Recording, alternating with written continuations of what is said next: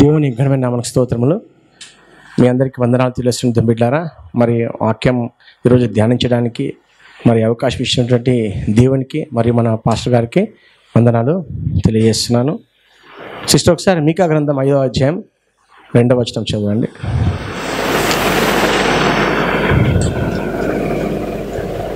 మీకా గ్రంథం 5వ అధ్యాయం 2వ వచనం. బెత్లెహేము ఎఫ్రాతా, యూదావారి కుటుంబములలో నీవు స్వల్ప గ్రామమైనను నా కొరకు ఇశ్రాయేలును ఏలబోవాడు నీలో నుండి వచ్చును.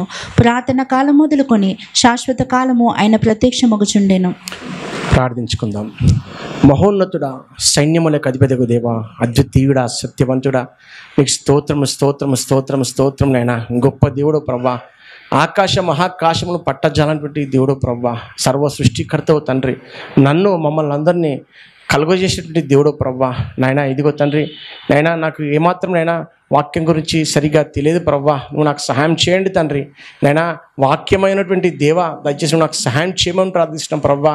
నన్ను నీ యొక్క శిలువ చాటున మరుగుపరిచి ప్రభా, నీ యొక్క లేఖన భాగంలోని సత్యాలను దయచేసి మాకు బయలుపరచుమని, నాయనా మాకు బలాన్ని, శక్తిని అనుగ్రహించమని, నాయన నీ యొక్క వాక్యాన్ని మాకు హృదయంలో నాయనా విత్తుమని నజరుడగు యేసు నామములో ప్రార్థించి వేడుకొంచున్నాను పరమ తండ్రి, ఆమేన్. ప్రియ దేవుని సంగమా, ఇక్కడ మీకు అందరికీ అర్థమై ఉంటుంది. మీకా గ్రంథం 5వ అధ్యాయం 2వ వచనం ఏం రాయబడింది? బెత్లెహేము ఎఫ్రాతా, యూదావారి కుటుంబములలో నీవు స్వల్ప గ్రామమైనను నా కొరకు ఇశ్రాయేలును ఏలబో వాడు నీలో నుండి వచ్చును. పురాతన కాలం మొదలుకొని శాశ్వత కాలమైన ప్రత్యక్షమగుచుండెను. ఇది ప్రవచనం. యేసుక్రీస్తు వారు ఈ లోకంలో జన్మించక ముందు దాదాపుగా ఒక 700 సంవత్సరాలకు ముందుగా మీకా అనేటువంటి ప్రవక్త ప్రవచించినటువంటి ప్రవచనం అన్నమాట. మరి ఇది నెరవేరిందా దేవుని బిడ్డలారా? నెరవేరిందా? నెరవేరినప్పుడు ఏం జరిగింది? యేసుక్రీస్తు వారు ఈ లోకానికి జన్మించారు. ఈ యొక్క వాక్య భాగం సేమ్ లేఖన భాగం మనకు మత్తయి సువార్తలో కనిపిస్తుంది దేవుని బిడ్డలారా. మత్తయి సువార్తల అక్కడ 3 జ్ఞానులు యేసుక్రీస్తు వారిని వెతుక్కుంటూ యెరూషలేము దగ్గరికి వస్తారు. యెరూషలేము దగ్గరికి వచ్చినప్పుడు ఎవరిని కలుస్తారు? హేరోదు రాజు గారిని కలుస్తారు. కలిసి వాళ్ళు ఒక ప్రశ్న వేస్తారు. ఒకసారి చూద్దాం దేవుని బిడ్డలారా.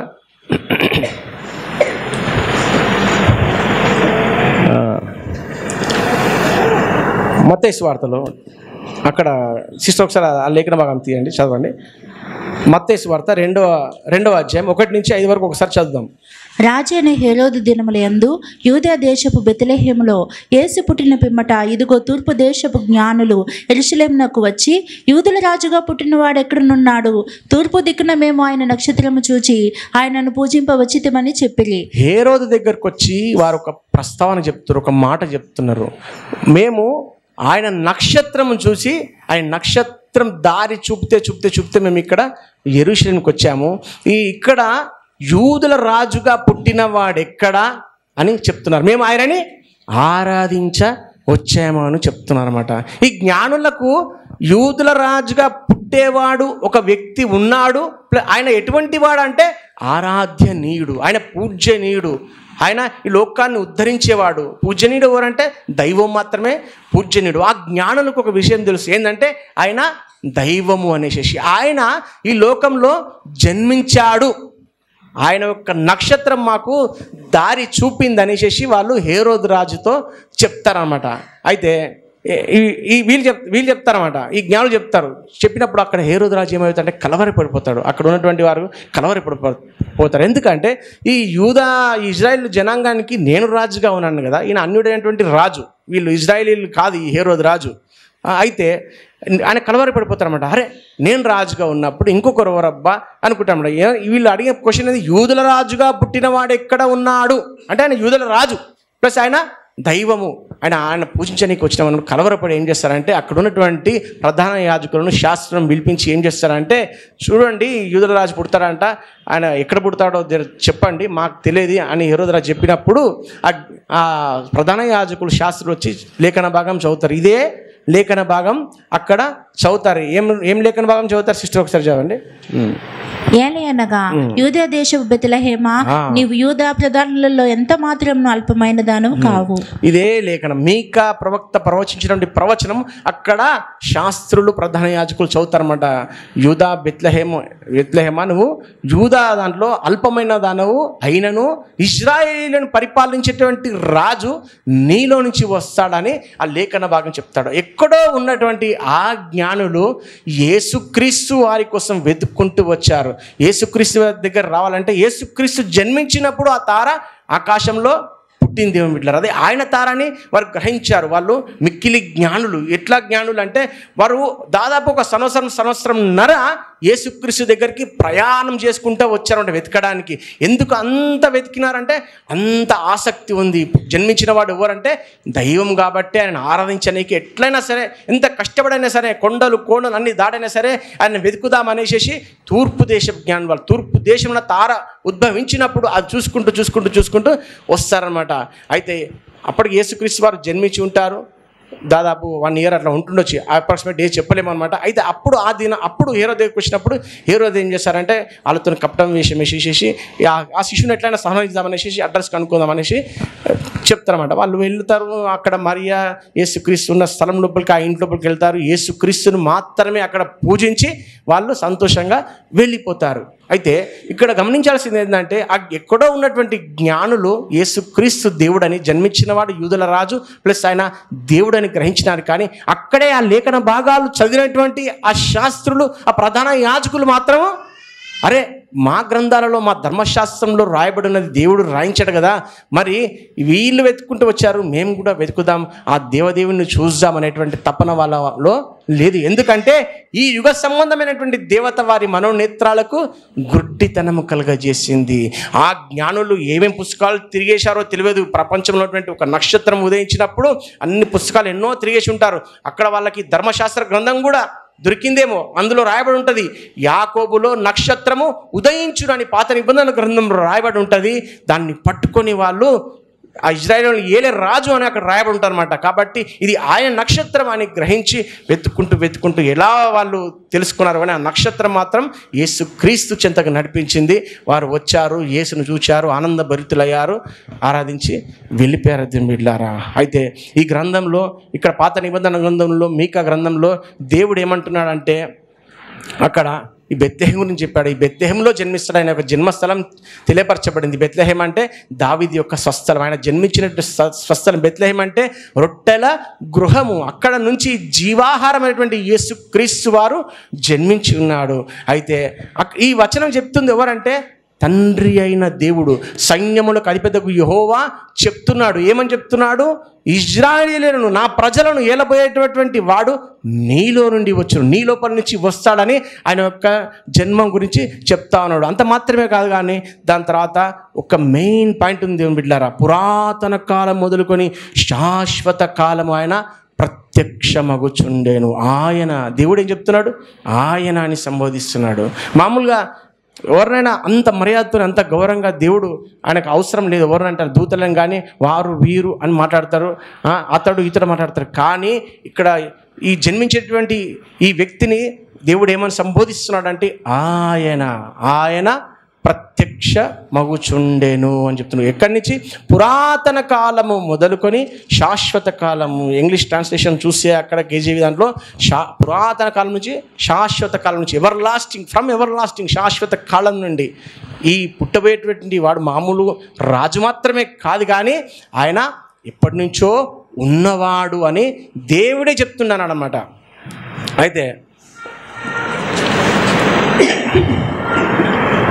యేసుక్రీస్తు వారు ఈ లోకంలో వచ్చినప్పుడు ఆయన ఇజ్రాయిల్తో ఒక మాట అన్నాడు బిడ్డలారా. చాలా అసలు నిన్ను గురించి నువ్వేమనుకుంటున్నావు అని చెప్పినప్పుడు, అబ్రహాం విషయం మాట్లాడినప్పుడు నువ్వు అబ్రహాం కంటే గొప్పవానివా అని ఇజ్రాయిల్ జనాంగం అన్నప్పుడు యేసుక్రీస్తు ప్రభువారు ఏమంటారు? నేను అబ్రహాము కంటే ముందే ఉన్నవాడను అని సెలవిస్తారు. ఉన్నవాడు అనే టైటిల్ కేవలం సైన్యములకు అధిపతి యెహోవాకు ఉన్నది. ఉన్నవాడను, అనువాడనేటువంటి దేవుడు అనేసి, అబ్రహాం కంటే ముందుగానే ఉన్నవాడు అనేసి ఆయన యొక్క శాశ్వత కాలం నుంచి చూసుకుంటే ఆయన యోహాను సువార్త మొదటి అధ్యాయం మొదటి వచనం చూస్తే మనం ఇంతమంది ధ్యానించాం కదా. ఆది యందు వాక్యం ఉండేను, వాక్యము దేవుని యొద్ద ఉండేను, వాక్యము దేవుడే ఉండేను, ఆయన ఆది యందు దేవుని యొద్ద ఉండేను, సమస్తమును ఆయన మూలంగా కలిగాను, కలిగి ఉన్నది ఏది ఆయన లేకుండా కలిగలేదు, ఆయనలో జీవం ఉండే, నా జీవం మనుషులకు వెలుగై ఉండను. ఆది నుంచి ఉన్నటువంటి దేవుడు ఆయన ఈ లోకానికి వచ్చాడు. దేవుడు బిడ్డలారా, ఆయన గురించే దేవుడు చెప్తున్నాడు. ఆయన దేవుని యొద్ద ఉండేనని చెప్తున్నాడు కదా. ఆయన ప్రత్యక్షమగుచుండెను, అనాది కాలం నుంచి, పురాతన కాలం నుంచి, శాశ్వతం నుంచి ఆయన ప్రత్యక్షమగుచున్నాడు అని చెప్తున్నాడు. యేసుక్రీస్తు వారు ఈ లోకానికి రాకముందు కూడా ప్రత్యక్షమవుతున్నాడు, మనుషులకు ప్రత్యక్షమవుతున్నాడు. నరరూపధారిగా శాశ్వతమైన ప్రత్యక్షత యేసుక్రీస్తు జననం వలన కలిగింది. ఆయన శిశువుగా ఈ లోకానికి జన్మించినాడు, వచ్చి రక్త మాంసంలో పాలివాడే మనలాంటి దేహం ధరించినాడు. కానీ అంతకు ముందు కూడా యేసుక్రీస్తు వారు ఈ లోకానికి ప్రత్యక్షమయ్యేటటువంటి దేవుడు, ప్రత్యక్షమవుతుండే, అందరితో దర్శించి మాట్లాడుతుండే. ప్రత్యక్షమైన అదేం బిడ్డలారా అంతకుముందు ప్రత్యక్షమైన జనరల్ క్వశ్చన్ మనలో. యేసుక్రీస్తు వారు 2000 సంవత్సరాల అప్పుడే వచ్చారని చాలామంది చెప్తారు. 2000 సంవత్సరాలకు అప్పుడే వచ్చాడు, 2000 సంవత్సరాలు అవుతుంది, ఈయన దేవుడు ఎట్లయితాడన్నా అని చాలామంది అంటారనమాట. కానీ యేసుక్రీస్తు ప్రభువారు ఎప్పటి నుంచే ఉన్నాడు, ఎప్పటి నుంచో మాట్లాడుతున్నాడు, ఎప్పటి నుంచో ఈ లోకానికి వస్తున్నాడు, ఎప్పటి నుంచో ఈ యొక్క ధరలో అందరి దర్శిస్తున్నాడు అనే సంగతి ఈరోజు మనం చూద్దాం. అసలు ఒక పాయింట్ చూద్దాం, ఒక పాయింట్ తండ్రి గురించి.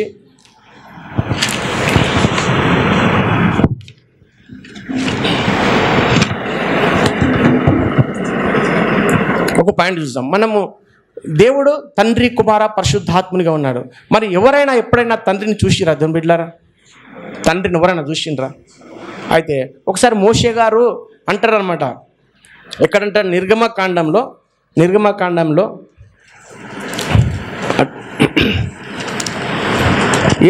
మోషే గారు అంటారనమాట, ఒక్కసారి నీ మహిమను చూస్తాను ప్రభువా అన్నప్పుడు దేవుడు ఏమంటాడు అనమాట, 33:10 అనుకుంటా సిస్టర్, అయితే 33:10 సిస్టర్.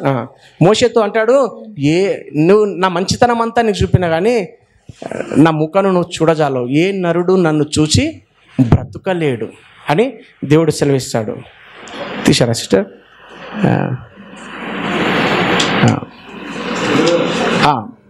చదవండి 33:20. మరియు ఆయన, నీవు నా ముఖం చూడజాలవు, ఏ నరుడును నన్ను చూచి బ్రతుకుడు నేను. ఏ నరుడు నన్ను చూసి బ్రతుకు, ఆయనను చూసి ఏ నరుడు కూడా బ్రతకలేరు. కానీ మోషే దేవుని చూశాడా? ముఖాముఖిగా చూసిండు. ఒకసారి చూద్దాం,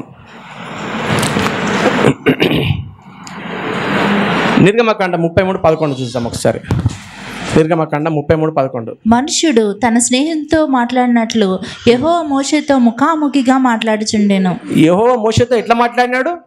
ఒక మనుష్యుడు తన స్నేహితుతో ఏ విధంగా మాట్లాడినాడో మోషేతో ముఖాముఖిగా మాట్లాడి. ముఖాముఖిగా అంటే ఫేస్ టు ఫేస్ అనమాట.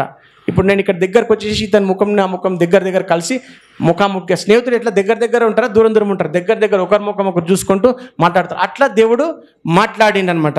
ఇంకొకసారి చూద్దాం, సంఖ్యాకాండం 12వ అధ్యాయం 8వ వచనం. నేను గుడభావంతో కాదు, దర్శనమిచ్చి ముఖాముఖిగా మాట్లాడతాను మొత్తం మోషేతో. చదవండి సిస్టర్. అతడు యెహోవా స్వరూపము నిదానించి చూచును, కాబట్టి నా సేవకుడైన మోషేకు విరోధంగా మాట్లాడుటకు మీరేలా భయపడలేదు. ఇక్కడ ఒక పాయింట్ గమనిద్దాం, అతడు యెహోవా స్వరూపమును నిదానించి చూచును. ఇట్లా మన ముందరికి దేవుడు వచ్చాడు అనుకోండి, మోషే ముందర దేవుడు వచ్చాడు, మాట్లాడుతున్నాడు ముఖముఖంగా. ఎట్లా క్లియర్గా చూస్తున్నామంట, నిదానించి ఆయన యొక్క స్వరూపాన్ని నిదానించి చూస్తున్నాడు. కానీ అంతకుముందు మోషే చూడలేకపోయిండు. దేవుడు చూడలే, ఏ నరుడు నన్ను చూడలేడు, చూసి బ్రతకలేడని దేవుడు సెలవు. మరి ఇక్కడ మోషే చూశారు కదా, మరి ఎవరిని మోసే చూసిందంటే తండ్రి. ఎవడును ఎప్పుడునూ దేవుని చూడలేదు, కానీ అద్వితీయ తండ్రి, అద్వితీయ కుమారుడే, తండ్రి రొమ్మున ఉన్నటువంటి అద్వితీయ కుమారుడే ఆయనను బయలుపరచనని యోహాను సువార్త 1:18 రాయబడి ఉంటుంది. ఎవడును ఎప్పుడైనాను దేవుని చూడలేదు, తండ్రి రొమ్మున ఉన్న అద్వితీయ కుమారుడు ఆయనను బయలుపరచను. అయితే మరి చూసింది ఎవరినంటే కుమారుడైనటువంటి యేసుక్రీస్తు ప్రభు వారిని మోషే చూశాడు అనమాట. ముఖాముఖిగా మాట్లాడినారనమాట. ఒక నరుడు ఏ విధంగానైతే ఫ్రెండ్గా ఏ విధంగా వచ్చి మనతో మాట్లాడతాడో అట్లా యేసుక్రీస్తు వారు వచ్చేసేసి ఈ మోషేతో మాట్లాడాడనమాట. మోషేతో మాట్లాడినప్పుడు మోషే ఎట్లా అంటే ముఖాముఖి చూసి ఆయనని మొత్తం ఆయన స్వరూపము తేరి చూసినటువంటి దేవుడు, నిదానించి చూచినటువంటి దేవుడు. ఫిలిప్పీలకు రాసిన పత్రికలో అందుకని అక్కడ 2వ అధ్యాయం 6వ వచనంలో ఏం రాయబడి ఉంటుంది? ఆయన దేవుని స్వరూపము కలిగిన వాడై ఉండి దేవునితో సమానముగా విడిచిపెట్టకూడని భాగ్యం అని ఎంచుకునలేదు. కానీ ఆయన యొక్క స్థలం ఎక్కడ అంటే యేసుక్రీస్తు వారి తండ్రి రొమ్మున్నటువంటి ఉన్న స్థలం అనమాట. ఆయన అక్కడి నుంచి ఆయన దేవుని స్వరూపము కలిగిన వాడై ఉండి అని రాయబడి ఉంటుంది అక్కడ ఫిలిప్పీ రాసిన. దేవుని స్వరూపం ఎవరికి కలిగి ఉందంటే యేసుక్రీస్తు ప్రభు వారికి. సేమ్ తండ్రి అయిన దేవుడు ఏ విధంగా ఉంటాడో కుమారుడు కూడా అదే స్వరూపం కలిగిన వాడే ఉంటాడు. ఆయన ఈ లోకానికి వచ్చినప్పుడు మనం ఎవరు చూసినట్టు? సైన్యములకు అధిపతి యెహోవాను చూసినట్టే. అందుకనే యోహాను సువార్తలో ఫిలిప్పు అడుగుతాడు ఒకసారి, ప్రభువా తండ్రిని మాకు కనపరచుము, మాకు అంతే చాలును అన్నప్పుడు యేసుక్రీస్తు ప్రభువారు ఏమంటే, నన్ను చూచిన వాడు తండ్రిని చూచి ఉన్నాడు కనుక తండ్రిని మాకు చూపమని నువ్వు ఏలా అడుగుచున్నావు అని చెప్తాడు. దాని తర్వాత ఇప్పటి నుంచి మీరు తండ్రిని చూచి ఉన్నారని ఒకటి స్టేట్మెంట్ ఇచ్చేస్తాడు దేవుని బిడ్డలారా. యేసుక్రీస్తు తండ్రిని చూచినాడు, ఇంతకాలం నేను నీ యొద్ద ఉన్నాను, నీవు నన్ను ఎరుగవా అని ఆ శిష్యునితో యేసుక్రీస్తు ప్రభువారు అంటారు. దేవుని బిడ్డలారా, కనబడని ఆ యొక్క దేవుని యొక్క రూపము ఎవరంటే యేసుక్రీస్తు ప్రభువారే. మరి దేవుడు ఎవరికైనా కనిపిస్తాడా అంటే తండ్రి అయిన దేవుడు ఎవ్వరు కనిపిడు. ఆయన గురించి లేఖన భాగం ఒకటి చూద్దాం. కొలస్సీలకు రాసిన పత్రిక 1వ అధ్యాయం 14-15. కొలస్సీలకు రాసిన పత్రిక 1వ అధ్యాయం 14-15. ఆ కుమారుని యందు మనకు విమోచనము అనగా పాప క్షమాపణ కలుగుచున్నది. ఆయన అదృశ్య దేవుని స్వరూపి అయి సర్వ సృష్టికి ఆది సంభూతుడై ఉన్నాడు. ఆయన అదృశ్య దేవుని స్వరూపి అయి, దేవుడు అంటే అదృశ్యుడు, కనిపించాడు అదృశ్యుడు, ఎవ్వరికి కూడా కనిపించాడు అనమాట. ఎందుకు కనిపించాడు అంటే ఆయన మహిమను ఎవ్వరు చూడలేరు, సమీపింపరాని తేజస్సులో ఆయన మాత్రమే వసించుచు అమరత్వము కలిగినటువంటి దేవుడు. ఆయన తండ్రి కుమార పరిశుద్ధాత్ముడు. అందులో తండ్రి అయిన దేవుడు ఎప్పుడు కనిపించాడు, కానీ కుమారుడే ఆ జ్యోతిర్మయుడైనటువంటి తండ్రి ఉన్నటువంటి ప్లేస్లో నివసించేటువంటి దేవుడు, ఆ కాంతి పుంజంలో ఉన్నటువంటి దేవుడు ఈ లోకానికి వచ్చి ఆయన యొక్క ప్రత్యక్షతలు అనుగ్రహించేటటువంటి వాడు. ఒకసారి ఆయన యొక్క ప్రత్యక్షత చూద్దాం. మరి అక్కడ మోషే గారితో ఫస్ట్ ప్రత్యక్షత ఒకసారి చూద్దాం. నిర్గమకాండం 1వ అధ్యాయం 1-5 వచనంలో ఒకసారి మనం గమనిస్తే, ఐగుప్తులోనికి యాకోబుతో వచ్చిన ఇశ్రాయేలీయుల పేర్లు ఏవనగా 3వ అధ్యాయం నిర్గమకాండం 3వ అధ్యాయం 1-5 వచనం.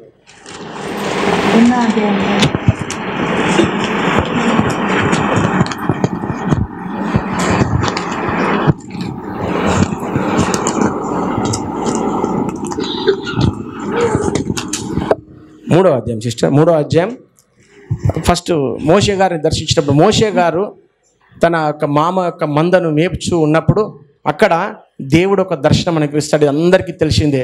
అక్కడ 2వ వచనం చదవండి సిస్టర్. అది ఒక పొద నడిమిని అగ్ని జ్వాలల్లో యెహోవా దూత అతనికి ప్రత్యక్షమాయెను.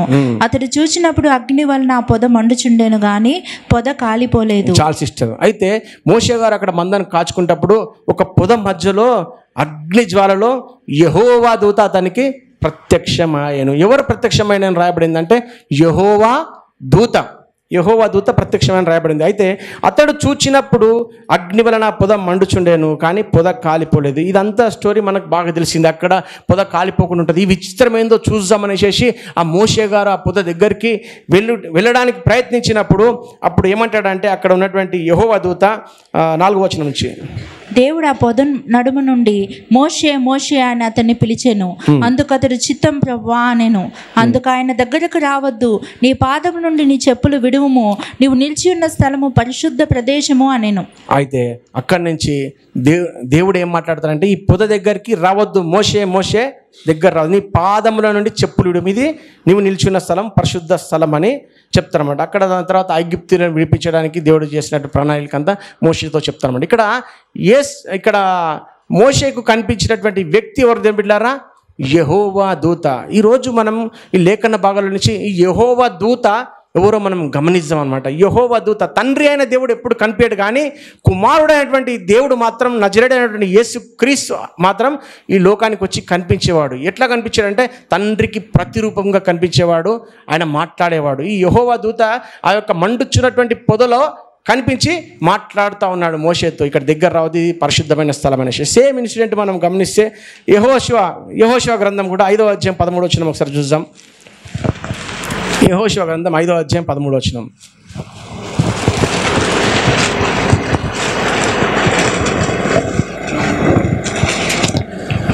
యెహోషువ ఎరికో ప్రాంతంలో ఉన్నప్పుడు అతడు కన్నులెత్తి చూడగా దూసిన కత్తి చేత పట్టుకుని ఉన్న ఒకడు అతని ఎదుట నిలిచి ఉండెను. ఈ యెహోషువ ఈ ఎరికో గోడలు ఇంకా పడగొట్టక ముందు, ఆ యొక్క రాజ్యాన్ని స్వాధీనం చేసుకోక ముందు, అక్కడ దానికోసం ఆలోచిస్తున్నప్పుడు వాళ్ళను ఇజ్రాయేలీయులను ఐగుప్తు నుంచి నడిపించుకుంటూ వచ్చినటువంటి దేవుడు ఇక్కడ మాట్లాడుతూ ఉన్నాడు. అక్కడ ఏం గమనించాడంటే ఒక వ్యక్తి కనిపిస్తున్నాడు. ఆ వ్యక్తి ఎలా ఉన్నాడంటే దూసిన కత్తి చేత పట్టుకొని ఉన్న ఒకడు అతని ఎదుట నిలిచి ఉండను. యెహోషువ చూస్తా ఉన్నాడు అనమాట. చదవండి సిస్టర్. యెహోషువ అతని యొద్దకు వెళ్ళి, నీవు మా పక్షమున నున్నవాడవా, మా విరోధుల పక్షంగా నున్నవాడవా అని అడగగా, నువ్వు అసలు మా పక్షాన ఉన్న వ్యక్తివా, మా విరోధుల పక్షం ఉన్న వ్యక్తివా, కొత్తగా కనిపిస్తున్నావు, మాకైతే తెలియదు అన్నట్టు మాట్లాడుతున్నమాట. అతను ఎట్లా ఉన్నాడంటే ఒక బలమైనటువంటి వ్యక్తి. ఆయన దూసిన కత్తి చేత పట్టుకుని ఉన్నాడు. అప్పుడు ఆ వ్యక్తి మాట్లాడుతున్నాడు, చూడండి. అతడు, కాదు, యెహోవా సేనాధిపతిగా నేను వచ్చి ఉన్నాను, యెహోవా సైన్యాధిపతిగా నేను వచ్చి ఉన్నాను అని సెలవిస్తున్నాడు అనమాట. యెహోవా సైన్యాధిపతి కంటే ఈ ఇజ్రాయేల్ జనాంగం మీ యెహోవాను ఆరాధించేవారు అన్యులు కాదు, కానీ అంటే మీకోసమే నేను వచ్చినాను. ఎట్లా వచ్చి ఉన్నానంటే యెహోవా సైన్యాధిపతిగా వచ్చిన్నాను. దాని తర్వాత ఒక మాట అంటున్నాడు, చూడండి.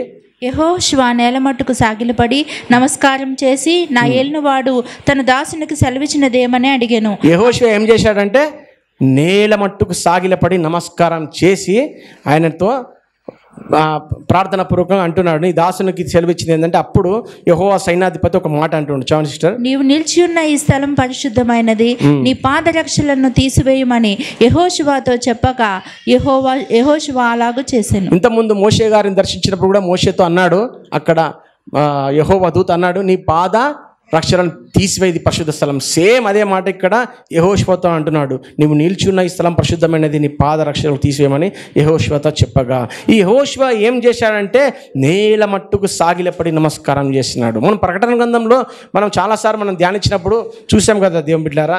ప్రకటన గ్రంథంలో ఏం జరుగుతుంది, దూతలను అక్కడ ఆ యొక్క దర్శనం చూసినటువంటి యోహాను భక్తుడు ఆయన పాద నమస్కారం చేయడానికి నేల మట్టుకు వంగినప్పుడు, ఆ పాదాభిందనం చేయడానికి పోయినప్పుడు అక్కడ దేవదూతలు ఒక రిఫరెన్స్ చూస్తాం.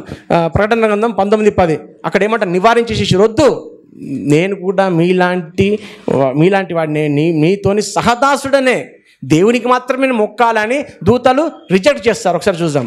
అందుకు నేను అతనికి నమస్కారం చేయటకే అతని పాదం ఎదుట సాగిలపడగా, అతడు, వద్దు సుమి, నేను నీతోనూ యేసును గూర్చిన సాక్ష్యం చెప్పు నీ సహోదరులతోనూ సహదాసుడను, దేవునికే నమస్కారం చేయము, దేవునికే నమస్కారం చేయండి అనేసి దూతలు చెప్తారు. కానీ ఈ ప్రత్యక్షమయ్యేటటువంటి ఈ యొక్క యెహోవా దూత ఉన్నాడా, ఇతను నమస్కారం చేస్తుంటే, పాదాభివందనం చేస్తుంటే, సాష్టాంగ పడుతుంటే నివారించలేదు. ఎందుకంటే ఆయన ఆరాధనకు యోగ్యుడు. ఎవడును ఎప్పుడు తండ్రిని చూడలేదు, కానీ అద్వితీయ కుమారుడే ఆయనను బయలుపరచును. ఆయన వస్తున్నారన్నమాట. నర రూపుధారుడిగా ధరించి ఆయన ప్రత్యక్షతలు అనుగ్రహించేవాడు, వాళ్ళతో దర్శించేవాడు, మాట్లాడేవాడు. మోషేతో చూసినాము, ప్లస్ ఇక్కడ యెహోషువతో చూసినాం కదా. ఒకసారి అబ్రహాం గారితో దేవుడు అంటాడు, దేవుడు పరిశోధిస్తాడనమాట. పరిశోధించి ఏమంటాడంటే, అయ్యా అబ్రహమా, నీ ఒక్కగానొక్క కుమారుడైనటువంటి ఇస్సాకుని తీసుకొనేసేసి ఏం చేయాలంటే మోరియా పర్వతం మీదకి రా, అక్కడ బలి ఆయనను నా కోసం బలి అర్పించు అని చెప్పినప్పుడు ఈ అబ్రహాం గారు లోబడేసేసి దేవుని పట్ల ఎంతో అత్యంత విశ్వాసం కలిగినటువంటి వ్యక్తి, విశ్వాసాలకు తండ్రి అని అందుకనే పిలువబడ్డాడు. దేవుని ఎంత విశ్వసిస్తాడంటే, మృతుల నుంచి సైతం కూడా నా కుమారుని బ్రతికించగల దేవుడు, ఆయన కోసం నేను నా కుమారుని బలి ఇస్తాననేసి తీసుకొని అక్కడ మోరియా పర్వతం మీదకి వెళ్తాడు. తన కుమారుణ్ణి కట్టెలను తీసుకుని వెళ్తాడు. కుమారుని అడుగుతాడు, అయ్యా తండ్రి, మరి ఈ కట్టెలు ఉన్నాయి కానీ, అగ్గి ఉన్నది కానీ, మరి ఇక్కడ గొర్రెపిల్ల మాత్రం లేదు కదా, బలి పశువు లేదు కదా అన్నప్పుడు దేవుడు చూసుకుంటాడని సెలవిచ్చినప్పుడు అబ్రహాము పైకి వెళ్ళి ఏం చేస్తాడంటే ఇక అప్పుడు 10వ వచనం ఒకసారి 22వ అధ్యాయం 10వ వచనం చదవండి సిస్టర్ ఒకసారి ఆదికాండం. అప్పుడు అబ్రహాము తన కుమారుని వధించుటకు తన చెయ్యి చాపి కత్తి పట్టుకొనగా, తన కుమారుని వధించుటకు ఆయన బలిపీఠం కట్టి అక్కడ కుమారుణ్ణి కట్టేసేసి ఇక కత్తి తీస్తాడు. కత్తి తీసి ఏం చేస్తాడంటే ఇక కుమారుణ్ణి చంపేసేయాలని పొడవడానికి వెళ్ళినప్పుడు అక్కడ ఒక సంఘటన జరుగుతుంది చూడండి. యెహోవా దూత పరలోకం నుండి అబ్రహామా అబ్రహామా అని అతన్ని పిలిచెను. యెహోవా దూత పరలోకం నుండి అబ్రహామా అబ్రహామా అని పిలుస్తున్నాడు. ఎవరు పిలుస్తున్నారు ఏం పిల్లారా? పరలోకంలో ఉన్నటువంటి యెహోవా దూత పిలుస్తున్నాడు అనమాట. పిలిచి ఏమంటున్నాడు? అందుకతడు చిత్తం ప్రభువా నేను. చిత్తము ప్రభువా అంటున్నాడు. అబ్రహాం ఏమంటున్నాడు? ప్రభువా చిత్తము నువ్వేం సెలవిస్తావు చెప్పు అన్నప్పుడు అప్పుడు ఆయన, ఆ చిన్నవాని మీద చెయ్యి వేయకుము, అతన్నేమీ చేయకుము, నీకు ఒకడై ఉన్న నీ కుమారుడు నాకియ్యవెను తీయలేదు గనుక. యెహోవా దూత ఏమంటున్నాడు? నీవు నీ ఒక్కగాని కుమారుణ్ణి నాకియ్య వినదీయలేదు గనుక నీవు దేవునికి భయపడువాడవని ఇందువలన నాకు కనబడుచున్నది. నేను పరలోకంలో తండ్రి కుమార పరిశుద్ధాత్ములు అక్కడ ఉంటారన్నమాట. అయితే ఈ కుమారుని యొక్క దర్శనం ఏంటంటే యెహోవా దూత. ఎవడును ఎప్పుడు దేవుని చూడలేదంటే ఇప్పటి వరకు కూడా దేవదూతలు కూడా తండ్రిని చూడలేదు. దేవుని బిడ్డలారా, ఇప్పటికి కూడా తండ్రిని దేవదూతలు కూడా చూడలేరు. అక్కడ పరలోక దర్శనం యెషయా గ్రంథం మనం గమనించినప్పుడు 6వ అధ్యాయంలో యెషయా ప్రవక్త దేవుని దర్శనం చూచినప్పుడు అక్కడ శరాపులు కెరూబులు వారి యొక్క 2 రెక్కలతో కళ్ళు మూసుకుంటే 2 రెక్కలతో ఎగురుతూ 2 రెక్కలు కాళ్ళు కప్పుకొనేసేసి యెహోవా సైన్యములకు అధిపతి యెహోవా పరిశుద్ధుడు పరిశుద్ధుడు పరిశుద్ధుడు అని స్తుతిస్తుంటాయి. కానీ దేవుని యొక్క స్వరూపము తండ్రి యొక్క స్వరూపంని కంప్లీట్గా చూడలేరు. తండ్రి యొక్క మహిమను చూడలేరు. మరి వారికి కూడా దర్శనం ఇచ్చేది తండ్రి లాగా తండ్రి స్వరూపాన్ని చూపించేది ఎవరంటే నజరేయుడైనటువంటి యేసుక్రీస్తు ప్రభు వారే. దేవుని బిడ్డలారా, ఆయన పరలోకంలో ఉంటాడు. దేవుని చూపిస్తాడు అనమాట. తండ్రిని చూపిస్తాడు. తండ్రి అదృశ్యుడైనటువంటి దేవుడు. కుమారుని చూసి తృప్తి పడవలసిందే ఎవరైనా సరే. అయితే ఇక్కడ పరలోకం నుంచి యెహోవా దూత అంటున్నాడు అనమాట, నాకియ్య వెనదీయలేదు కనుక నిన్ను ఆశీర్వదిస్తానని క్రింద ఆశీర్వదిస్తాడు. ఈయన ఎవరంటే దేవుడు అనమాట. ఈయనకు ఒక నామం ఉంది. యెహోవా దూతనే కాదు కానీ దేవుడే, తండ్రి అయినటువంటి దేవుడే ఒక మాట చెప్తుండు. విందాం దేవుని బిడ్డలారా.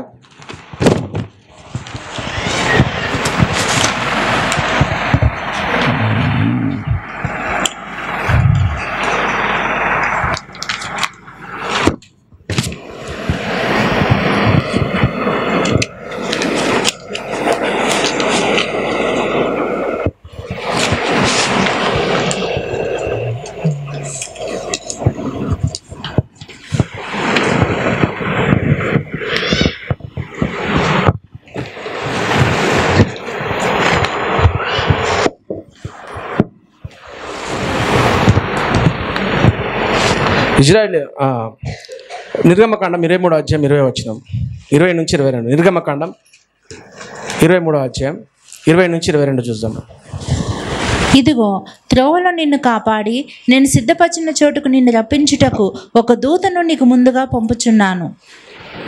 ఆయన సన్నిధిని జాగ్రత్తగా నుండి ఆయన మాట వినవలెను. ఆయన కోపము రేపవద్దు. మీ అతిక్రమములను ఆయన పరిహరింపడు. నా నామము ఆయనకున్నది. చాలా సిస్టర్.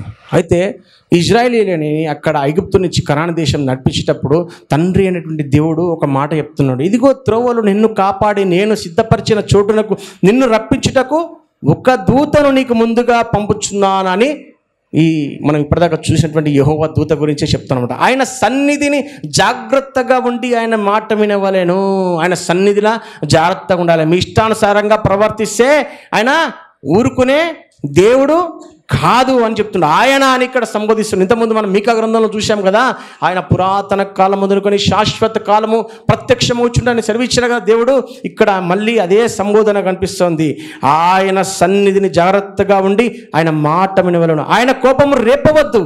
మీ అతిక్రమములను ఆయన పరిహరింపడు. ఎవరండి ఈయన అతిక్రమాలు పరిహరించకపోవడానికి? ఈయన ఎవరో కాదు, దేవుని కుమారుడైనటువంటి యేసుక్రీస్తు ప్రభువారే. యెహోవా దూతగా అందరికి ప్రత్యక్షమైనటువంటి దేవుడే.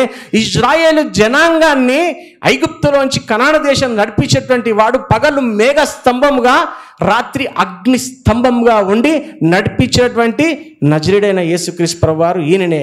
మీ అతిక్రమాలను పరిహరింపడు, నా నామము ఆయనకున్నది. ఇది గమనించండి దేవుని బిడ్డలారా. ఎవరి నామం ఉందంట? నా నామము ఆయనకున్నది. యేసుక్రీస్తు ప్రభువారు ఈ లోకానికి రాకముందు ఆయన నామం ఏంటిది? యెహోవా. అర్థమైంది దేవుని బిడ్డలారా? యెహోవా. యెహోవా అంటే తండ్రి, కుమార, పరిశుద్ధాత్మ, దేవుడు. ఒకటే నామం ఉంటుంది దేవునికి. దేవునికి ఒకటే నామం ఉంటుంది, అది యెహోవా. కుమారుడు కూడా యెహోవా నామం పైనే ప్రత్యక్షమయ్యేటటువంటి దేవుడు. మనకందరికీ తెలిసినటువంటి భాగము గిద్యోను గురించి మనకు బాగా తెలుసు కదా దేవుని బిడ్డలారా. ఒకసారి ఆ యొక్క గిద్యోను సందర్భం ఒకసారి మనం చూద్దాము. న్యాయాధిపతుల గ్రంథంకి వెళ్దాము, 6వ అధ్యాయంలో.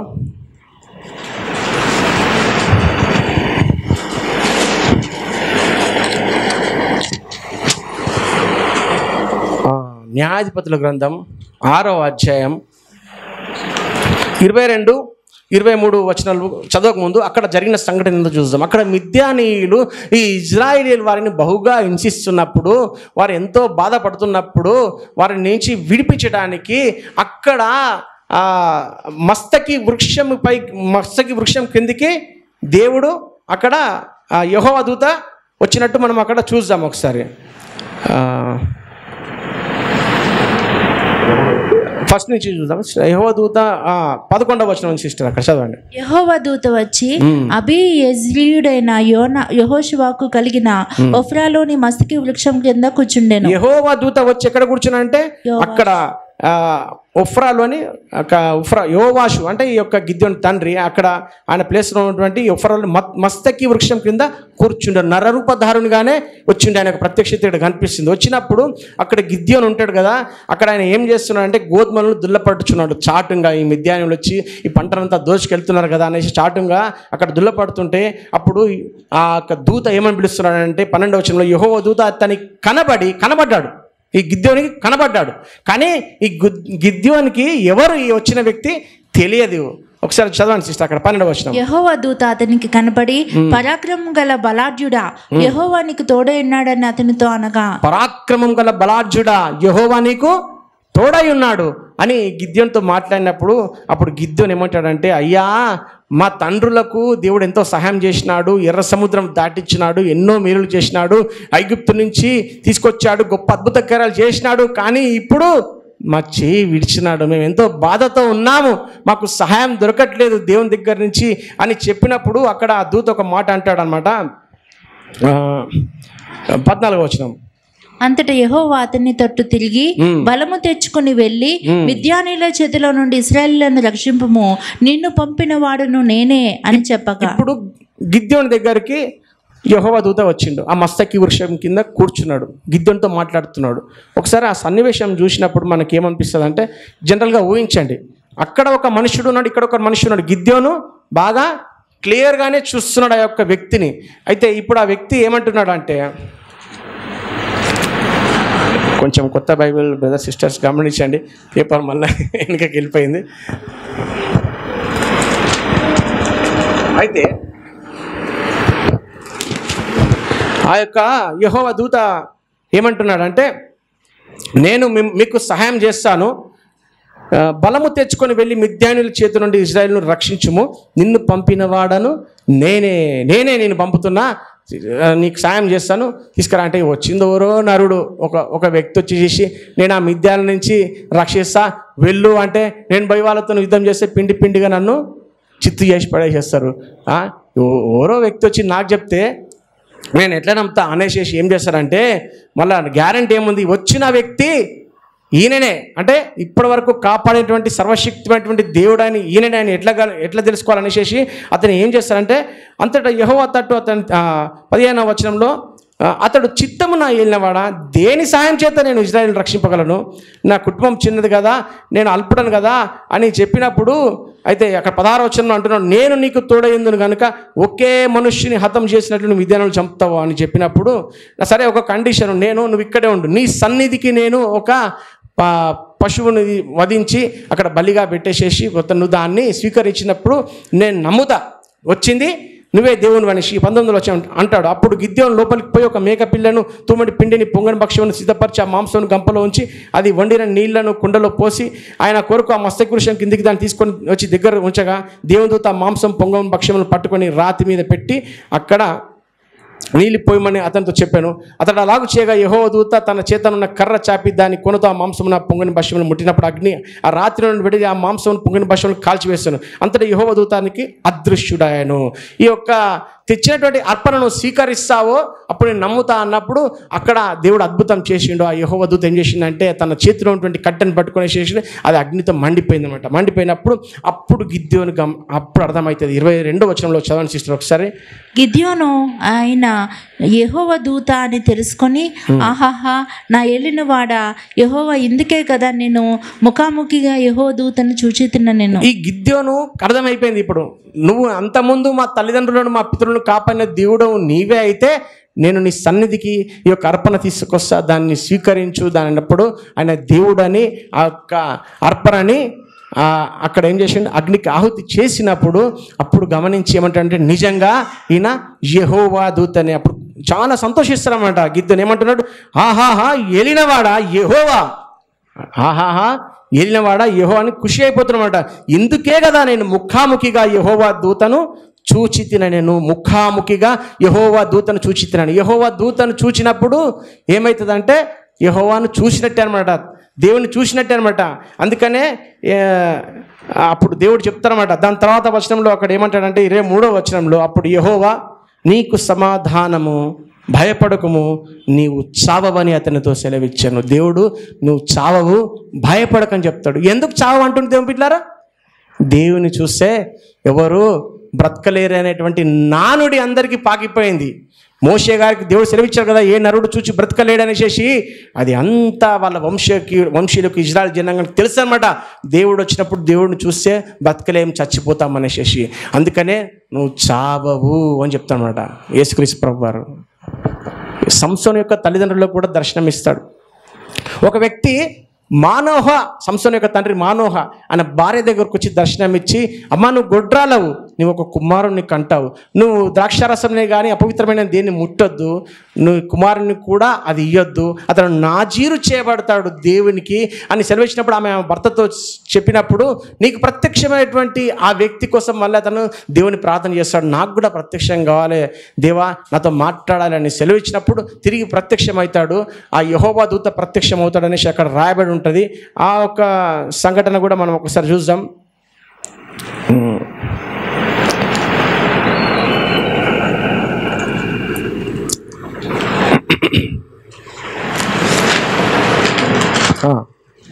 న్యాయాధిపతుల గ్రంథం 13:22, న్యాయాధిపతుల గ్రంథం 13:22 అక్కడ వారికి దర్శనం ఇస్తాడు. దర్శనం ఇచ్చి తిరిగి చెప్తాడు. చెప్పిన తర్వాత ఆయన ఒక ఆశ్చర్యకరం చేస్తారు. వీళ్ళు కూడా అర్పణ చేస్తారు. అర్పణ అర్పించినప్పుడు నువ్వు దేవునికే అర్పించాలని ఆ యెహోవా దూత సెలవిస్తాడు. సెలవిచ్చినాక ఏం చేస్తారంటే ఆ యొక్క అర్పణ అర్పించినప్పుడు ఆ యొక్క మంటలలో నుంచి ఆయన ఆరోహణం అయిపోతాడు. ఆ యొక్క మంటలలో నుంచి ఆయన వెళ్ళిపోయిన తర్వాత వారికి అర్థమవుతుంది వచ్చిన వ్యక్తి ఎవరంటే యెహోవా దూత అని. అందుకని అక్కడ న్యాయాధిపతుల గ్రంథం 13:20 వచ్చిన చూడండి. న్యాయాధిపతుల గ్రంథం 13:20-22. ఎట్లనగా జ్వాలలు బలిపీఠం మీద నుండి ఆకాశంలోకి లేచుచుండగా యెహోవా దూత బలిపీఠం మీద నున్న ఆ జ్వాలల్లో పరమునకు ఆరోహణమాయెను. మనోహాయు అతని భార్యయు దాన్ని చూచి నేలకు సాగిలపడిరి. పడిరి దేవుని బిడ్డలారా, నేలకు సాగిలపడ్డారు. ఎందుకంటే వచ్చిన వ్యక్తి ఎవరంటే దేవుని ప్రత్యక్షమైనటువంటి నజరేయుడైనటువంటి యేసుక్రీస్తు వారి. అంతకుముందు యెహోవా దూతగా ప్రత్యక్షమయ్యేవారు, యెహోవాగా ప్రత్యక్షమయ్యేవారు. చదవండి సిస్టర్. ఆ తరువాత యెహోవా దూత మరలా మనోహకును అతని భార్యకును ఇక ప్రత్యక్షం కాలేదు. ఆయన యెహోవా దూత అని మనోహ తెలుసుకొని మనం దేవుని చూచితము గనుక మనం నిశ్చయంగా చనిపోదామని తన భార్య. మనం చచ్చిపోతాం నిశ్చయంగా. ఎందుకు చచ్చిపోతాం? మనము దేవుని చూచితిమి గనుక. యేసు దేవుని యొక్క కుమారుడు ఆనాటి నుంచి, అనాది కాలం నుంచి, ప్రాచీన కాలం నుంచి, శాశ్వత కాలం నుంచి ప్రత్యక్షమవుతూ ఉన్నాడు. దేవుని బిడ్డలారా, ఎట్లా ప్రత్యక్షమవుతుండే అంటే నర రూపధారునిగా ప్రత్యక్షమవుతుండే, దేవుని దూతగా బలవంతునిలా ప్రత్యక్షమవుతుండే, యెహోవా సేనాధిపతిగా ప్రత్యక్షమవుతుండే. ప్రత్యక్షమై మాట్లాడి వెళ్ళేవారు. వీళ్ళు చూసేవారు, నిదానించి క్లియర్గా చూసేవారు. దేవుణ్ణి చూసినట్టే, కుమారుని చూసినవాడు తండ్రిని చూచున్నాడు. కాబట్టి ఇక్కడ వీళ్ళు ఏమనుకుంటున్నారు, సంసోను యొక్క తల్లిదండ్రులు, మనము దేవుని చూచితిమి గనుక మనము నిశ్చయంగా చనిపోదామని వాళ్ళు తలస్తూ ఉన్నారు. మరి యాకోబు గురించి మనకు అందరికీ తెలుసు కదా దేవుని బిడ్డలారా. యాకోబు అనే పేరుకి అర్థం చెప్పండి ఒకసారి. యాకోబు అంటే మోసగాడు అంటారు కదా. దేవుడు ఆయన యొక్క పేరును మారుస్తాడు. మార్చి ఏం చేస్తాడు? ఏం పేరు పెడతాడు? ఇజ్రాయెల్. ఇజ్రాయెల్ అంటే అక్కడ ఇజ్రాయెల్ అంటే దేవునితో పోరాడువాడు అని వ్రాయబడి ఉంటుంది. పెనూయేలు దగ్గర ఒక గొప్ప ఒక సందర్భం మనం చూసాము.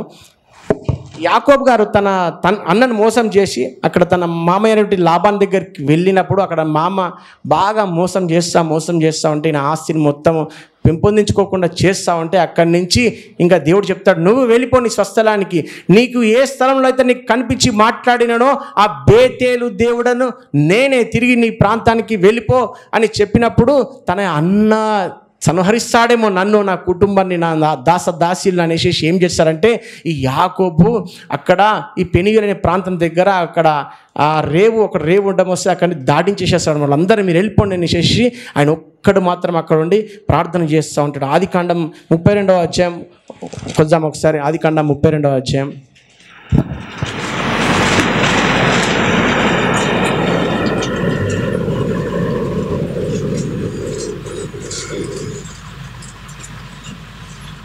30వ వచనం ఒకసారి చూద్దాం. యాకోబు, నేను ముఖాముఖిగా దేవుని చూచితిని, అయినను నా ప్రాణం దక్కినదని ఆ స్థలమునకు పెనూయేలు అని పేరు పెట్టాను. అయితే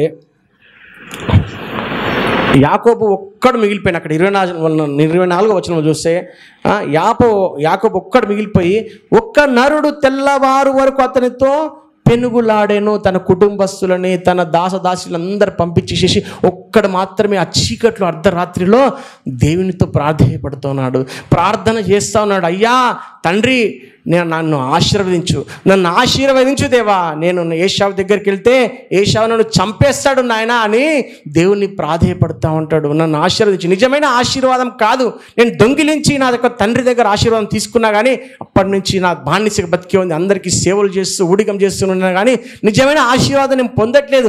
నిజమైనటువంటి ఆశీర్వాదం నాకు నువ్వి నాయనా, నాకు అక్కడ స్వేచ్ఛగా బ్రతకడానికి అనేసి దేవుణ్ణి ప్రాధేయపడుతూ ఉంటాడు, ప్రార్థన చేస్తుంటాడు. ప్రార్థన చేసేటప్పుడు అక్కడ ఏమవుతుంది అంటే 24వ వచనంలో ఒక నరుడు తెల్లవారు వరకు అతనితో పెనుగులాడేను.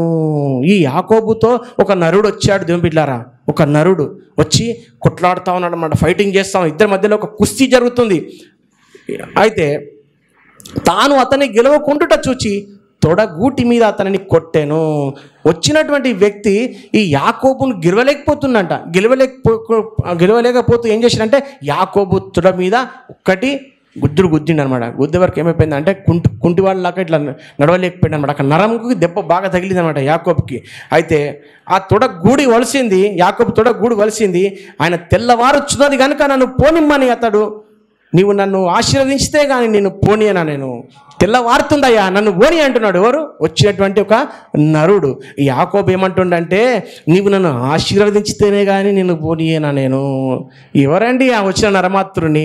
అతని యొక్క ఆశీర్వాదం కోరుకుంటున్నాడు. ఈ యాకోబు అంటే కుమారుడైనటువంటి యెహోవా యేసుక్రీస్తు వారు నరరూపిగా ప్రత్యక్షమయ్యాడు. ఈయన యొక్క ప్రార్థన చేత యేసుక్రీస్తు వారు ఏమైపోయాడంటే ఈయనకు అక్కడ విరిగి నలిగిన హృదయం దేవునికి ఇష్టమైనటువంటి యాగం అని దేవుడు సెలవిచ్చాడు కదా.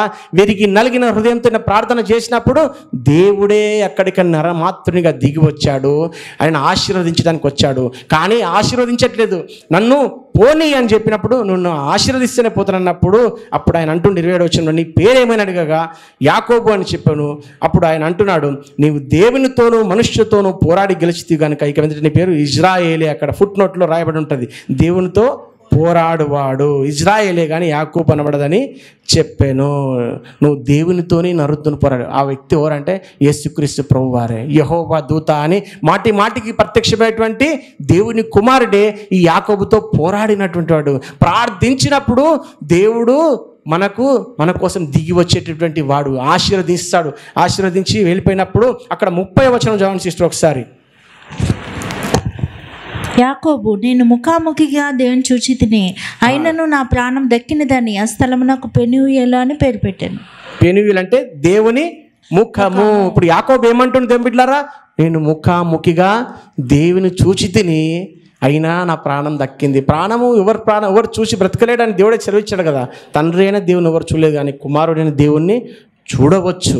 అయితే యాకోబు చూశాడు, నేను దేవుని చూశాను, అయినా నా ప్రాణం దక్కింది అనేసి అక్కడ దేవుని ముఖము అనేటువంటి పేరు, పెనూయేలు అనేటువంటి పేరు అక్కడ పెట్టాడు దేవుని బిడ్డలారా. నిజంగా ఒకసారి గమనించండి దేవుని బిడ్డలారా, తండ్రి అదృశ్యుడు, ఆయన ఎవరు కనిపించాడు. తండ్రిని చూసిన వారు అసలు ఎవరైనా ఉన్నారా అంటే, సర్వ సృష్టిలో చూసింది తండ్రిని చూసింది ఒక్కడే చూసింది తండ్రిని. అది కూడా చూద్దాం ఎవరు చూశారు. యోహాను సువార్త 6వ అధ్యాయం 46. యోహాను సువార్త 6వ అధ్యాయం 46వ వచనం. దేవుని యొద్ద నుండి వచ్చిన వాడు తప్ప మరి ఎవడునూ తండ్రిని చూచి ఉండలేదు, ఈయనే తండ్రిని చూచి ఉన్నవాడు. చాలా సిస్టర్, దేవుని యొద్ద నుండి వచ్చిన వాడు తప్ప మరి ఎవడును తండ్రిని చూచి ఉండలేదు, ఈయనే తండ్రిని చూచున్నాడు. ఎవరైనా తండ్రిని చూసినారంటే నజరేయుడైన యేసుక్రీస్తు వారు, దేవుని కుమారుడు ఒక్కడే తండ్రిని చూచినాడు. కానీ పైన దేవదూతలు కానీ కింద నరమత్రులు కానీ ఎవరు చూచి ఉండలేరు.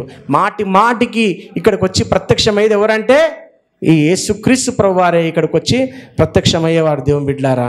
మరి అక్కడ బిలాం కూడా ఒకసారి దేవుని ఆజ్ఞ ఉల్లంఘించి ఆ బాలాకు దగ్గరికి అక్కడ ఇజ్రాయేలు జనాంగాన్ని శపించడానికి వెళ్దామనే మనస్సు కలిగి ఉండి అక్కడ ప్రయాణమైపోతున్నప్పుడు అక్కడ బిలాం యొక్క గాడిద సహకరించినప్పుడు అక్కడ ఏం జరుగుతుంది దేవుని బిడ్డలారా? సహకరించినప్పుడు ఆ త్రోవల నుంచి ఆ పొలం లోపలికి ఆ గాడిద వెళ్ళిపోయినప్పుడు ఆ గాడిదని కొడుతూ ఉంటాడు అనమాట.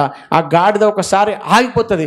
యెహోవా దూత అక్కడ ప్రత్యక్షమవుతాడు అనమాట. ప్రత్యక్షమైనప్పుడు ఆ గాడిద కూడా ఆగిపోతుంది. సంఖ్యాకాండం 22వ అధ్యాయం 31కి వద్దాం ఒకసారి.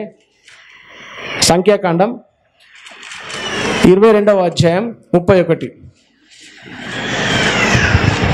అంతలో యెహోవా బిలాము కన్నులు తెరిచెను గనుక దూసిన ఖడ్గం చేత పట్టుకుని త్రోవలో నిలిచి ఉన్న యెహోవా దూతను అతడు చూచి తల వంచి సాష్టాంగ నమస్కారం చేయగా, ఈ గాడిద ఎంత పోతాడని గాడిదను బాగా కొడతా ఉంటే అప్పటిదాకా మూసుకోపోయినటువంటి బిలాము యొక్క కన్నులు దేవుడు తెరిచినప్పుడు ఏమవుతుందంటే అప్పుడు ఈ యొక్క దూసిన కత్తి చేత పట్టుకున్నటువంటి యెహోవా దూతను చూచి తల వంచి సాష్టాంగ నమస్కారం చేయగా అప్పుడు అంటున్నాడు, యెహోవా దూతయు ముమ్మారు ఈ గాడిదనని. అదంతా మనకు తెలిసిన ఇతివృత్తమే. అక్కడ గాడిదని కొట్టినావు, నువ్వు ఆజ్ఞలు మొత్తం నేను చెప్పింది చేయకుండా నువ్వు ధనాశకులు అక్కడికి వెళ్తున్నావు అనేసి చెప్పి నువ్వు వెళ్ళి అక్కడ ఇశ్రాయేలు జనాంగాన్ని ఆశీర్వదించు అని చెప్పినప్పుడు ఆ విధంగా చేస్తాడు. అయితే ఇక్కడ సాష్టాంగ పడ్డాడు యొక్క యెహోవా దూత. ఆయన ఎవరంటే కుమారుడైనటువంటి యెహోవా యేసుక్రీస్తు ప్రభువారు. ఆయన పురాతన కాలం మొదలుకొని శాశ్వత కాలము ప్రత్యక్షమగుచున్నటువంటి దేవుడు దేవుని బిడ్డలారా. ఈ యొక్క బిలాము యొక్క కన్నులు తెరిచి ఆయనకు దర్శనం అనుగ్రహించాడు దేవుని బిడ్డలారా. అలా ఫస్ట్ నుంచి కూడా కిందికి దిగి వచ్చి దేవుడు నజరేయుడైన యేసుక్రీస్తు ప్రభువారే మాట్లాడుతుండేవారు. ఆయన ఈ లోకానికి వచ్చి మానవ జన్మెత్తాడు. ఇది శాశ్వతమైన ప్రత్యక్షత. మనం ఆయన యొక్క కృపను చూస్తూ ఉన్నాం, ఆయన యొక్క ప్రేమను చూస్తూ ఉన్నాం, ఆయన యొక్క కరుణను చూస్తూ ఉన్నాం. అందరూ ఏమనుకుంటున్నారంటే, అబ్బా దేవుడు యేసుక్రీస్తు ప్రభువారు ఎంత కృపామయుడు, నేను ఏది చేసినా చెల్లిపోతుంది అనుకుంటున్నారన్నమాట. ఈ లోకంలో ఇక్కడ జీవించినంత మటుకే కృప దేవుని బిడ్డలారా. ఈ చచ్చిపోయేంత వరకే ఆ కృపను వాడుకోవాలి, రక్షింపబడాలి అని తెలుసుకోవాలి. ఆ కృపను స్వీకరించేసేసి యేసుక్రీస్తుని అంగీకరిస్తే రక్షణ దొరుకుతుంది. చచ్చిపోయిన తర్వాత నా పైన కృప చూపవా దేవా అంటే కృప చూపే దేవుడు కాదు. ఆ బిలాం దగ్గరికి ఏ విధంగా అయితే ఖడ్గం పట్టుకొని వచ్చిండో, నిన్ను చంపేస్తా బిలాము అన్నాడు, మనని కూడా నేను ఇప్పుడు నా కృప చూపించు, నన్ను పరలోకం తీసుకువెళ్ళంటే నీ సమయము అయిపోయిందని దేవుడు చెప్తాడు దేవుని బిడ్డలారా. దావీదు దగ్గర దావీదు ఎంత దేవుని హృదయాన్ని సారాడు కదా. దావీదు ఒక మిస్టేక్ చేస్తాడు. ఒక మిస్టేక్ చేసి ఏం చేస్తారంటే తన యొక్క బలాన్ని లెక్క పెట్టుకొని ఇక పోయినప్పుడు తన యొక్క బలాన్ని లెక్క పెట్టుకొని ఏం చేస్తారంటే చూద్దాం అనేసి అన్నప్పుడు అప్పుడు దేవుడు ఏం చేస్తారంటే ఒక దూతను పంపిస్తాడు. దేవుని బిడ్డలారా, మొత్తం ఇజ్రాయేలు మొత్తం హతం చేస్తూ ఉంటాడు ఆ యొక్క దూత. ఒక మొదటి దినవృత్తాంత గ్రంథము 21:16 చూద్దాం. మొదటి దినవృత్తాంతములు 21:16.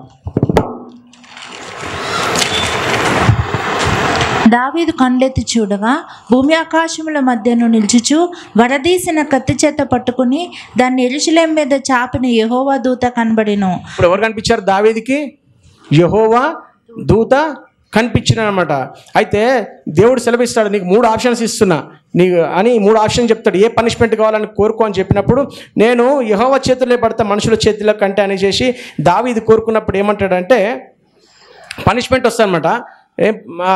ఇజ్రాయేల్ మొత్తం దేవుడు వధిస్తూ ఉంటాడు అనమాట. అందుకు దావీదు, నేను మిక్కిలి ఇరుకులో చిక్కినాను, యెహోవా మహాకృపగలవాడు, నేను మనుష్యుని చేతిలో పడక ఆయన చేతులనే పడుదును గాక అని గాదుతో నేను. కావున యెహోవా ఇజ్రాయేల్ మీదకి తెగులు పంపగా ఇజ్రాయేల్ మీదకి తెగులు వచ్చింది. ఇజ్రాయేల్లో 70,000 మంది చచ్చిరి. యెరూషలేమును నాశనం చేయడానికి దేవుడు ఒక దూతను పంపాను. అతడు నాశనం చేయబోచుండగా యెహోవా చూచి ఆ చేటు విషయమై సంతాపం ఉంది. వాళ్ళందరూ చచ్చిపోతుంటే దేవుడే సంతాపం వహించి వాత్సల్యపూర్ణుడే ఏం చేస్తున్నాడంటే నాశనం చేయి దూతతో చాలును, ఇప్పుడు నీ చెయ్యి ఆపుమని సెలవీయగా ఆ దూత ఎబీసీయుడైన ఒర్నాను కళ్ళమనొద్ద నిలిచాను. ఆ దూత అక్కడికి ఆగిపోయాను. 70,000 మంది అప్పటికే చచ్చిపోయిన దేవుళ్ళారా. దావీదు కన్నులెత్తి చూసిండు ఆ దూతని. ఇట్లా చూసినప్పుడు ఎట్లా ఉన్నాడంటే భూమి ఆకాశముల మధ్యను నిలుచుచు ఎంత దివ్య దర్శనం కలిగిందంటే భూమికి ఆకాశం మధ్యలో కనిపిస్తుంది. చాలా పెద్దగా కనిపిస్తుంది అనమాట. ఈ యొక్క యెహోవా దూత నిలుచుచు వరదీసిన కత్తి చేత పట్టుకొని దాన్ని యెరూషలేము మీద చాపిన యెహోవా దూత కనబడేను. అప్పుడు దావీదును పెద్దలను గోనె పట్టలు కట్టుకొనిన వారై సాష్టాంగపడగా ఆ దూతను చూడంగానే దూతను చూస్తే దేవుని చూసినట్టే, ఇంకా సైన్యంలో అధిపతి యోహాను చూసినట్టే వెంబడే గోనె పట్టలు కట్టుకొని దావీదు ఆయన యొక్క జనులు అక్కడ ఉన్న పెద్దలు ఏం చేశారంటే సాష్టాంగపడి, ఈయన మనకు ప్రకటన గ్రంథంలో దేవుని దగ్గర స్తుతించేటటువంటి దూతలు కాదు ఈయన. యెహోవా దూత అంటే దేవుని కుమారుడైనటువంటి యేసుక్రీస్తు ప్రభువు అన్నమాట. సాష్టాంగపడగా నేను తప్పు చేసిన నాయన, నేను పాపం చేసిన, నన్ను శిక్షించు, ఈ జనులని వద్దు, నా ఇంటి వారి మీద నీ యొక్క ఖడ్గం ఉంచుమని ఇట్లా పెద్ద ఖడ్గం పట్టుకుంటాడు.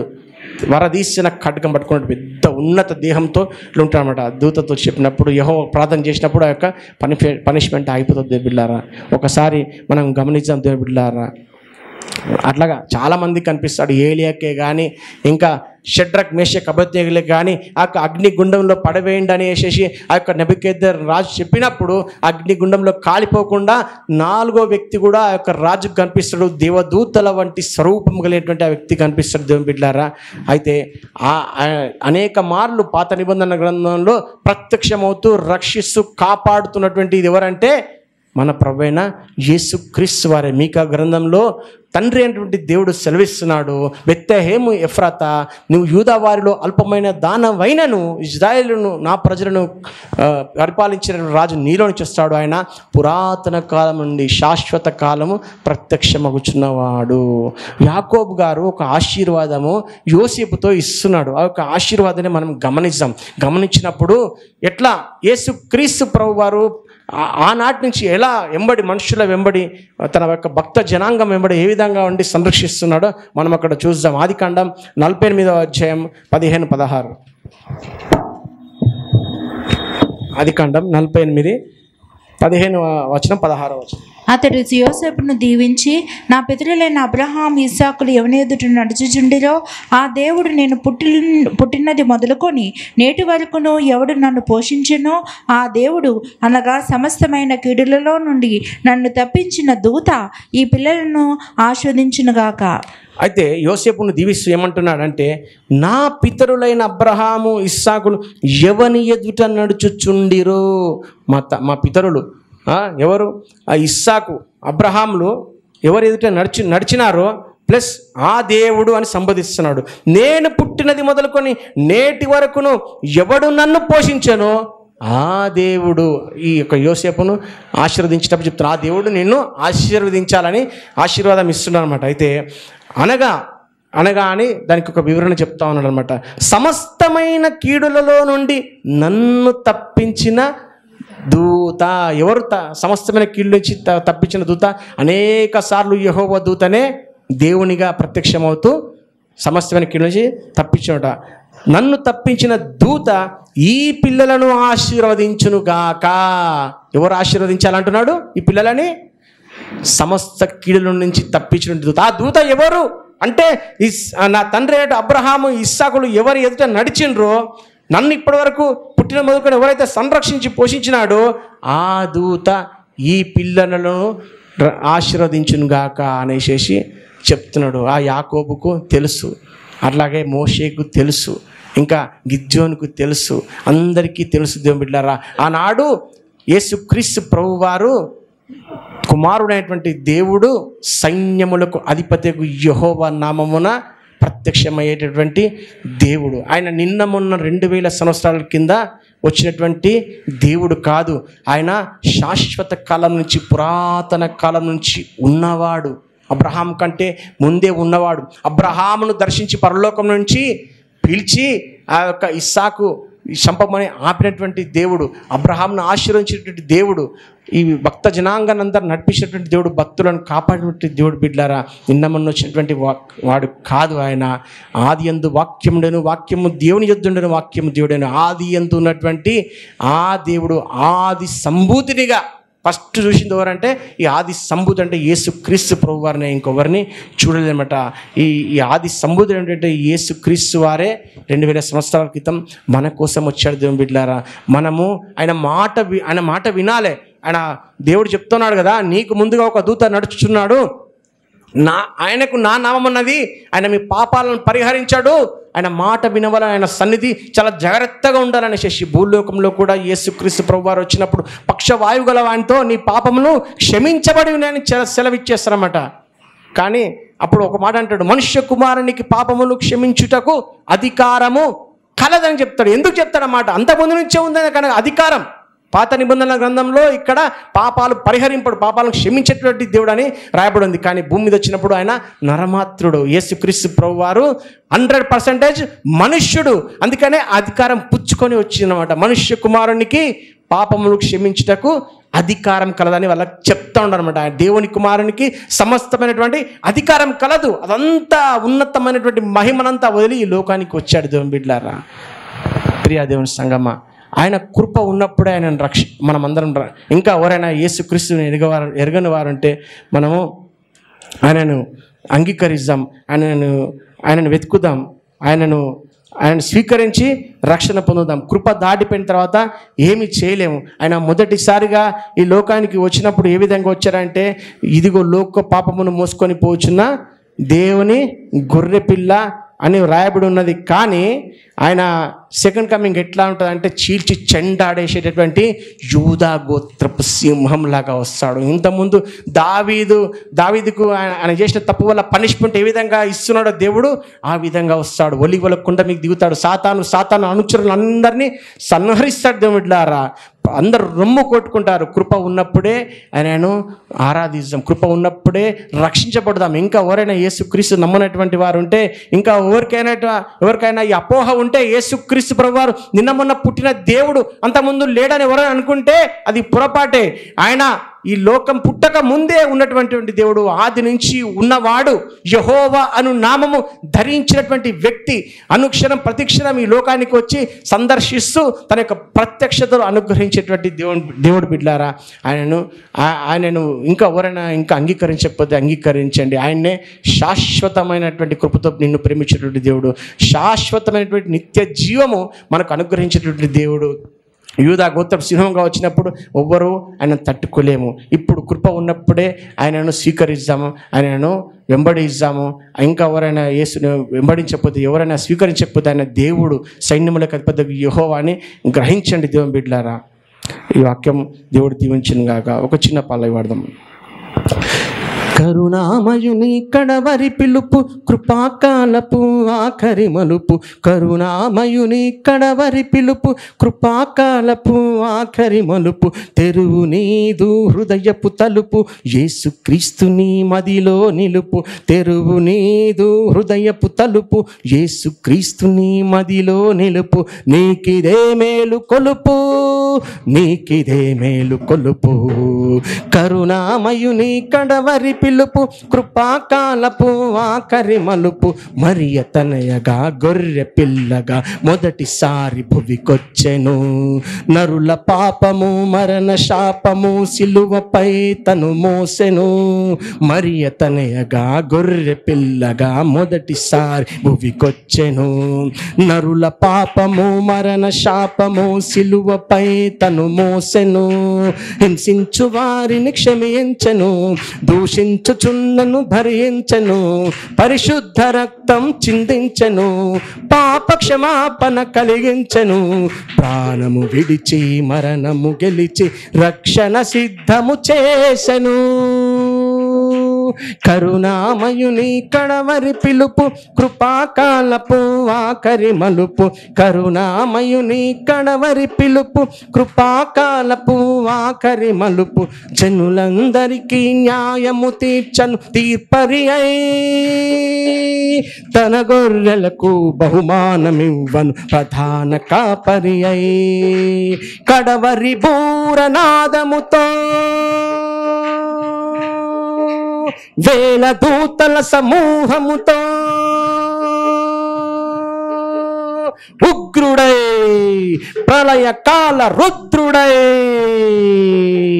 సప్త నక్షత్రధారుడై మహాతేజస్సుతో భానుడై యూదా గోత్రపు సింహముగా ప్రభువు వేంచేయు వేళ సమాధులన్నీ తెరువబడి మృతులు లేచేటి వేళ ప్రియ యేసుని సంధింతువా, విడిచిపెట్టబడి రోదింతువా. ఇది ఏ రక్షణ దినం, అర్పించు యేసుకు జీవితం. హల్లెలూయా.